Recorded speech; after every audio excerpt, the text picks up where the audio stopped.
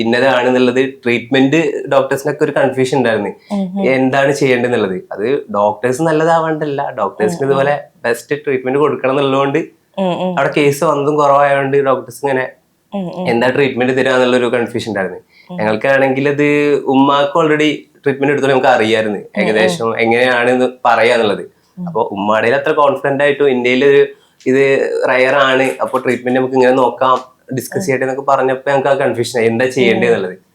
അങ്ങനെ ഞങ്ങള് ഗംഗാധരൻ ഡോക്ടറെ അടുത്ത് പോയി. ആദ്യം ഇത് കഴിഞ്ഞതിന് ശേഷം പോയി ഈ റിപ്പോർട്ടൊക്കെ എത്തി. അപ്പൊ ഡോക്ടർ പറഞ്ഞു ഇതാണ് ഇതിന്റെ ട്രീറ്റ്മെന്റ് ഇതാണ്. അതുപോലെ ബോൺ മാരോ ട്രാൻസ്പ്ലാന്റ് ചെയ്യാൻ കുറച്ച് ഹ്യൂജ് എമൗണ്ട് വേണമെന്ന് പറഞ്ഞിരുന്നു, 15 ലക്ഷത്തോളം രൂപ. അപ്പൊ RCCയിൽ അത് കുറച്ച് കുറവാണ്, 6.5 ലക്ഷം രൂപയോളം മതി എന്ന് പറയുന്നത്. അപ്പൊ അതുകൊണ്ടാണ് ഞങ്ങൾ പിന്നെ RCCക്ക് പോകുന്നത്. അപ്പൊ അവിടെ ഇതേപോലെ അവിടെ ചെന്നപ്പോ റിപ്പോർട്ട് കണ്ടതും ഡോക്ടർ ജസ്റ്റ് ഇങ്ങനെ പറഞ്ഞ് ഇത് T-cell ലിംഫോമയാണ് ഇന്നതാണെന്നൊക്കെ പറഞ്ഞ്.